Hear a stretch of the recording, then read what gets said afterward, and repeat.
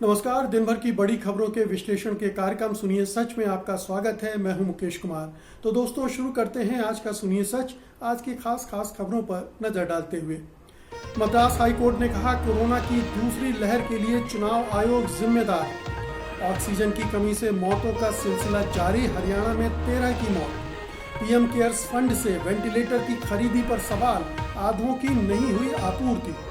Corona पीड़ित कप्पन की मदद के लिए आवाजें उठी। अमानवीय व्यवहार के आरोप। छिटपुट हिंसा के बीच बंगाल चुनाव के 7वें चरण में करीब 76% वोट पड़े। खास खबरों पर नजर डालने के बाद अब वक्त है आज की बड़ी खबरों के विस्तार से विश्लेषण का। इसलिए लेते हैं सबसे अहम खबर सबसे पहले। मद्रास हाई कोर्ट ने कोरोना महामारी की दूसरी लहर का कारण 5 राज्यों में हुए विधानसभा चुनाव को मानते हुए इसके लिए केंद्रीय चुनाव आयोग को जिम्मेदार ठहराया है। अदालत ने एक याचिका पर सुनवाई के दौरान बहुत ही कड़े शब्दों में टिप्पणी करते हुए कहा कि केंद्रीय चुनाव आयोग के अफसरों पर हत्या का केस लगाया जाना चाहिए, क्योंकि वे चुनाव प्रचार के दौरान कोरोना नियमों का पालन कराने में नाकाम रहे। अदालत ने निर्देश दिया है कि आयोग मतगणना के दिन कोरोना नियमों को सख्ती से लागू करवाए, वरना मतगणना स्थगित कर दी जाएगी। चुनाव आयोग की ये टिप्पणी ऐसे समय आई है जब रोजाना कोरोना के मामले 3.5 लाख के ऊपर पहुंच रहे हैं। पूरे देश में हाहाकार मचा हुआ है और देश भर से लोगों के मरने की खबरें आ रही हैं। बता दें कि चुनाव की प्रक्रिया अभी भी चल ही रही है। आज यानी सोमवार को पश्चिम बंगाल में मतदान का 7वां चरण था। इतना ही नहीं, अभी एक चरण बाकी है। वहीं दिल्ली हाईकोर्ट ने दिल्ली में ऑक्सीजन की किल्लत पर केंद्र सरकार को फटकार लगाई है। अदालत ने सॉलिसिटर जनरल को कहा है कि आप स्थापित मानदंडों का पालन नहीं कर रहे हैं। आखिर दिल्ली के टैंकरों को रोका क्यों जा रहा है? इस पर तुषार मेहता ने कहा कि आप इसकी जानकारी हमें दें, ऐसा करने वालों के खिलाफ आपराधिक मुकदमा दर्ज किया जाएगा। लेकिन इस पर भी हाई कोर्ट उखड़ गया और उसने फिर से केंद्र सरकार को फटकार लगाई।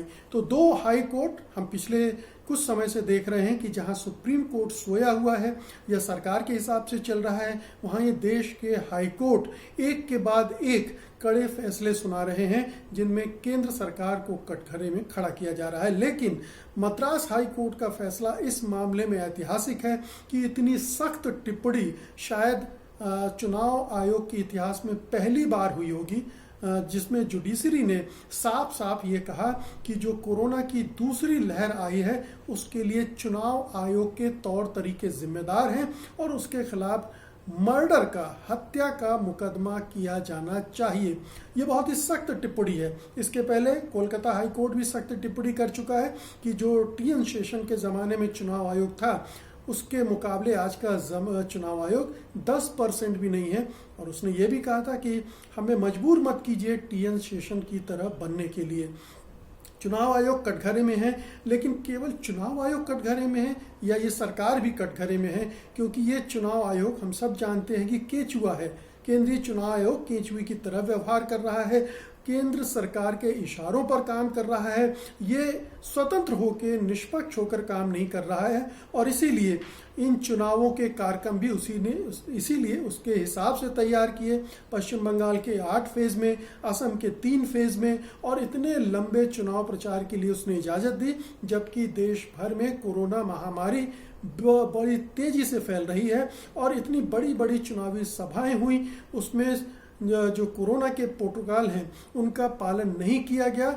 चुनाव आयोग ने एक भी बार सख्ती नहीं दिखाई, एक भी बार किसी नेता को, किसी पार्टी को दंडित करने की हिम्मत नहीं दिखाई और इसकी वजह से प्रधानमंत्री, उनके तमाम पार्टी के नेता और विपक्षी दलों के नेता भी, खास तौर पर टीएमसी ने और तमिलनाडु में जो सत्तारूढ़ दल है एआईएडीएमके ने बड़ी बड़ी चुनावी रैलियां की, उनमें लाखों लोग इकट्ठे हुए और इसकी वजह से इन राज्यों में कोरोना और भी तेजी से फैला।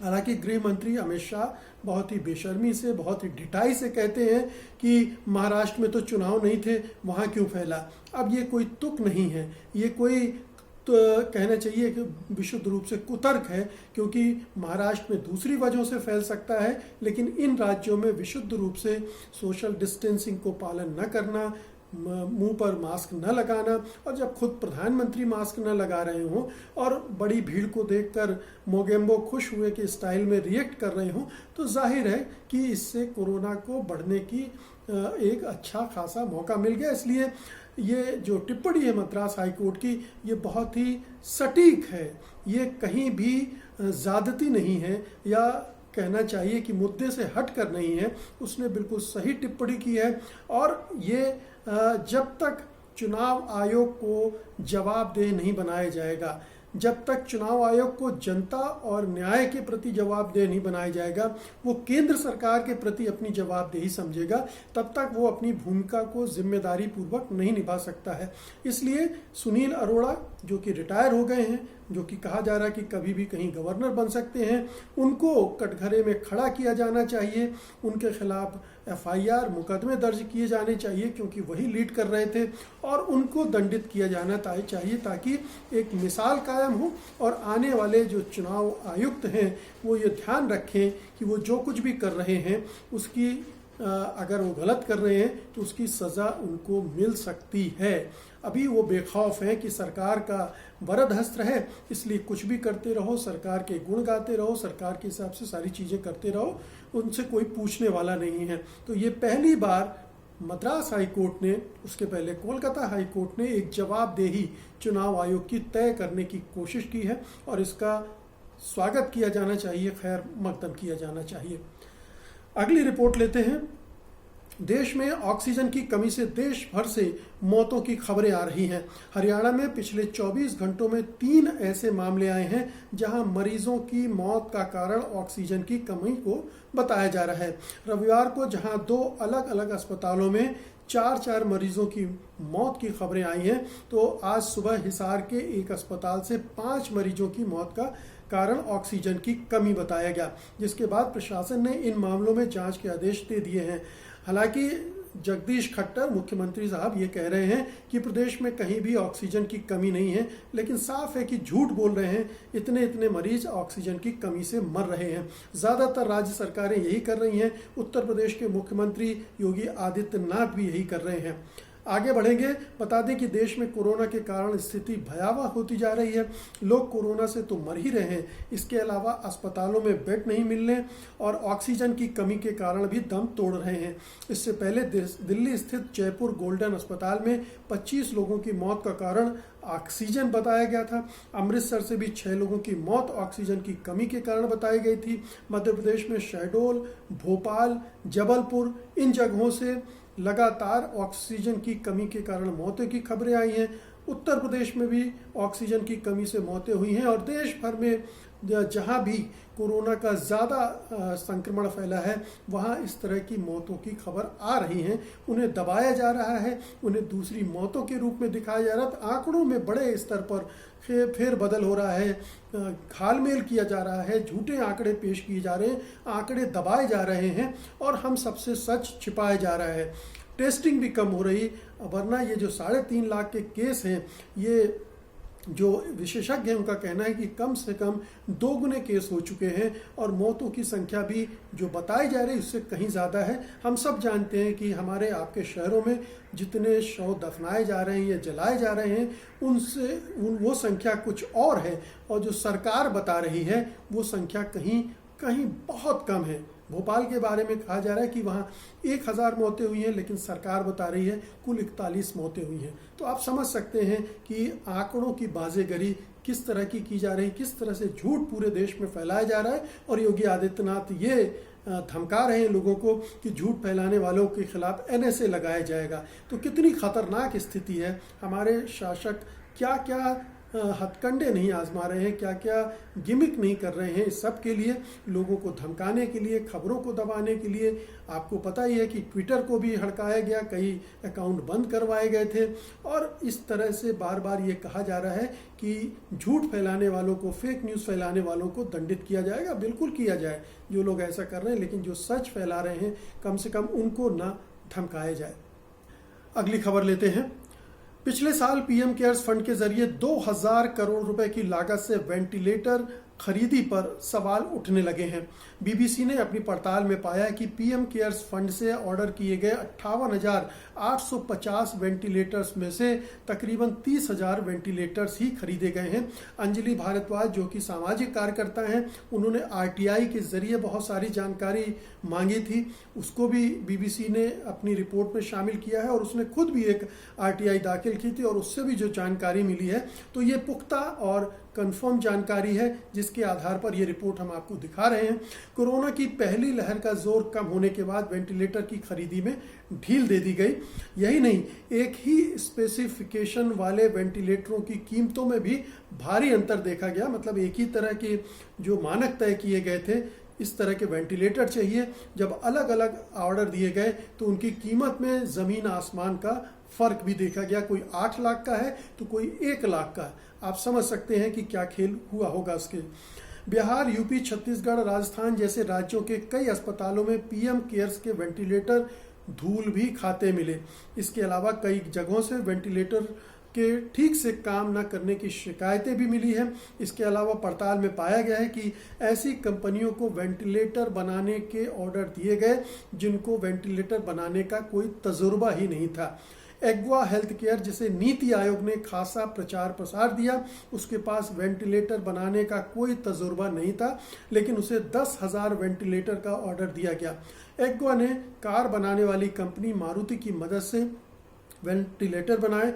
हफ पोस्ट इंडिया की एक रिपोर्ट के मुताबिक सरकार की ओर से बनाई गई टेक्निकल एवोल्यूशन कमेटी ने 16 मई 2020 को दिल्ली के राम मनोहर लोहिया अस्पताल में इन वेंटिलेटर्स का ट्रायल किया। इसके बाद एग्वा वेंटिलेटर के बारे में कहा गया कि वो रेस्पिरेटरी पैरामीटर बनाए नहीं रख पा रहे हैं, मतलब जो उनसे अपेक्षा की जाती थी, जो उनसे कहा गया था, वो उसको पूरा नहीं कर पा रहे हैं। तो पूरा घालमेल आप पीएम केयर्स फंड के में देख सकते हैं। हमने आपको कुछ दिन पहले एक रिपोर्ट दिखाई थी जिसमें बताया गया था कि 162 ऑक्सीजन प्लांट देश भर में लगने थे, जिसमें से केवल 30 अभी तक लग पाए हैं।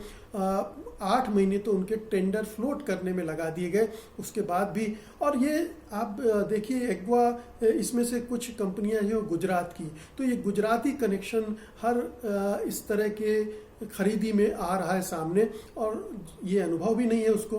तो ये खेल बड़े पैमाने पर हो रहा है। गुजराती कंपनियों को इस तरह के ठेके दिए जा रहे हैं जिसके लिए वो जिसके हकदार नहीं हैं, और रेट में भी बहुत सारा फर्क है।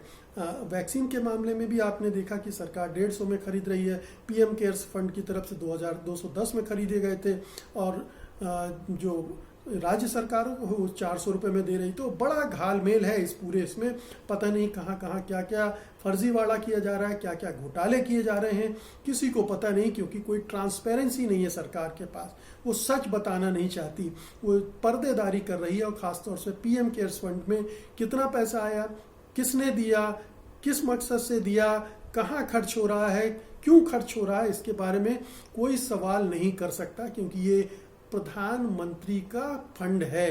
प्रधानमंत्री उस पर बैठे हुए हैं और उसकी हवा किसी को लगने नहीं दे रहे, क्योंकि सच पता चलेगा तो पता नहीं ये सरकार डावाडोल हो सकती है, बहुत सारे राज सामने आ सकते हैं। तो ये दुर्भाग्यपूर्ण है कि सरकार की लापरवाही, सरकार का भ्रष्टाचार, सरकार की लेट लतीफ़ी की वजह से सैकड़ों मरीजों की जान खतरे में है, सैकड़ों मरीजों की जान गई है, चाहे वो ऑक्सीजन प्लांट हो, चाहे वेंटिलेटर हो, और चाहे दूसरे उपकरण हो, दूसरे इंतजामात हों। अगली खबर लेते हैं। यूपी की जेल में बंद कोरोना पीड़ित पत्रकार सिद्दीक कप्पन के लिए चारों तरफ से आवाजें उठ रही हैं। केरल के मुख्यमंत्री पिनराई विजयन ने योगी आदित्यनाथ को चिट्ठी लिखकर उनके इलाज के लिए कहा है।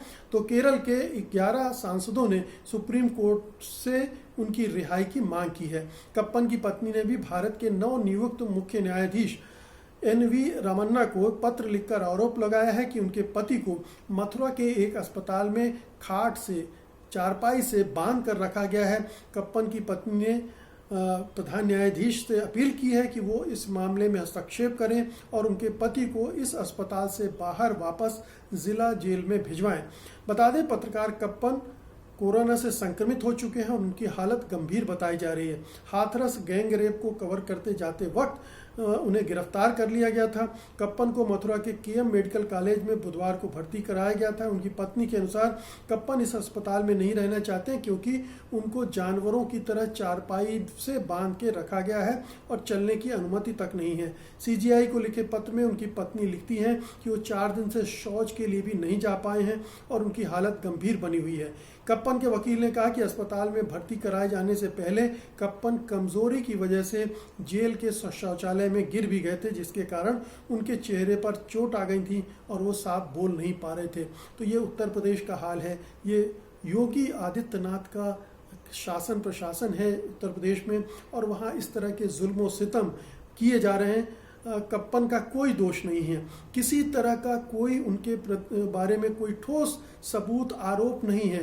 केवल एक चूंकि योगी आदित्यनाथ उस समय चिढ़े हुए थे, हाथरस जो गैंग रेप हुआ था, जो ठाकुरों ने दलित की बच्ची के साथ किया था, उसको लेकर कटघरे में खड़े थे। हर जगह से थू थू हो रही थी, पूरा प्रशासन उसको दबाने छिपाने में लगा हुआ था और ऐसे में उन्होंने एक पत्रकार को उठा के जेल में रख दिया। उन पर सेडिशन और दूसरे यूएपीए के चार्जेस लगा दिए और उन्हें बंद कर रखा हुआ है।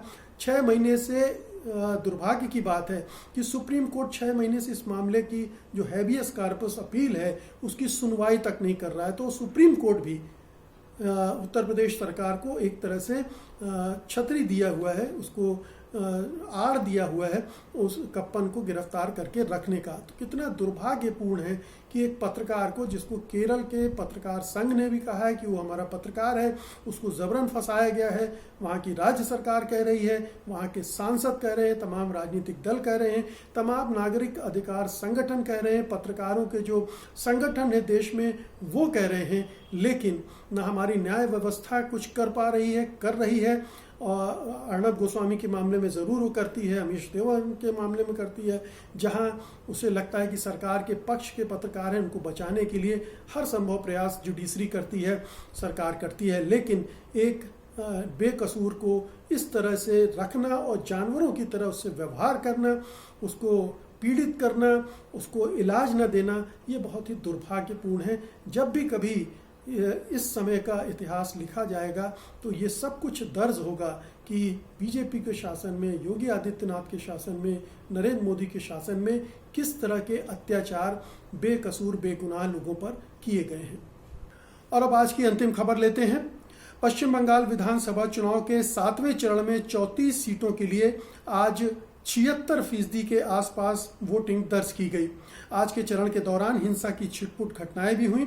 आसनसोल क्षेत्र से टकराव की कुछ घटनाएं सामने आईं, जहां तृणमूल कांग्रेस की उम्मीदवार सायोनी घोष ने दावा किया कि उनके विधानसभा क्षेत्र में भाजपा कार्यकर्ताओं ने मतदान केंद्र पर अवरोध पैदा करने की कोशिश की। इसके अलावा रासबिहारी विधानसभा सीट से भाजपा उम्मीदवार लेफ्टिनेंट जनरल सुब्रत साहा के एजेंट को शहर के न्यू अलीपुर इलाके में एक मतदान केंद्र पर कुछ महिलाओं से छेड़खानी के आरोप में गिरफ्तार कर लिया गया। पुलिस के एक अधिकारी ने बताया कि अंदर कई महिलाओं ने मोहन राव पर विद्या भारती स्कूल मतदान केंद्र के बाहर उनका हाथ पकड़कर उन्हें घसीटने का आरोप लगाया था। सबकी नज़र राजधानी कोलकाता स्थित भवानीपुर पर है, जो पारंपरिक रूप से मुख्यमंत्री ममता बनर्जी की सीट रही है, लेकिन इस बार तृणमूल कांग्रेस ने यहां शोभनदेव चट्टोपाध्याय को मैदान में उतारा है। ममता बनर्जी मेदिनीपुर जिले की नंदीग्राम से चुनाव लड़ रही हैं, जहां के लिए मतदान हो चुका है। तो अंतिम चरण का मतदान अभी बाकी है। 7वें चरण का मतदान हो चुका है, 34 सीटों के लिए मतदान हुआ है। अगर आप 2016 के हिसाब से जाएंगे तो यहाँ पर जो महागठबंधन है उसे 44% वोट मिले थे और 22 सीटें जीती थी, और ममता बनर्जी ने 14 सीटें जीती थी। 36 सीटें, 2 सीटें इस बार किसी वजह से चुनाव रद्द किया गया है, अगले दौर में होगा। तो 36 में से 34 सीटों पर ये 36 सीटों पर बंटवारा हुआ था, 34 सीटों का इलेक्शन हुआ है। 2016 में थोड़ा स्थिति बदल गई थी क्योंकि वो लोकसभा चुनाव थे 2019 में, और उसमें जाहिर है कि चूंकि राष्ट्रीय मुद्दे हावी हो जाते हैं तो कई विधानसभा क्षेत्रों में बीजेपी की भी बढ़त थी, उसके वोट प्रतिशत भी जंप कर गया था। लेकिन अब क्या होता है, इस बार बीजेपी अपनी उस बढ़त को कायम रख पाती है, नहीं रख पाती है। जो लेफ्ट फ्रंट और कांग्रेस का महागठबंधन है वो अपने परफॉर्मेंस को दोहरा पाता है या नहीं दोहरा पाता है, और तृणमूल कांग्रेस अपनी स्थिति को बरकरार या उससे बेहतर कर पाती कि नहीं, ये देखने वाली बात होगी। बहुत ही कांटे का मुकाबला है, तिकोना मुकाबला है, और इस पूरे दौर के चुनाव में बहुत सारी सीटों पर अल्पसंख्यक समुदाय के लोगों का की निर्णायक परिस्थितियां भी हैं, निर्णायक उपस्थिति है, तो उसका भी असर देखने को मिलेगा। तो ये थी आज की खास खबरें और उनका विश्लेषण। उम्मीद है कि आपने इन्हें पसंद किया होगा। आप इस वीडियो को लाइक करेंगे और इसे बड़े पैमाने पर शेयर भी करेंगे। अब मुझे अनुमति दीजिए। नमस्कार। सत्य हिंदी का ऐप डाउनलोड करें गूगल प्ले स्टोर पर।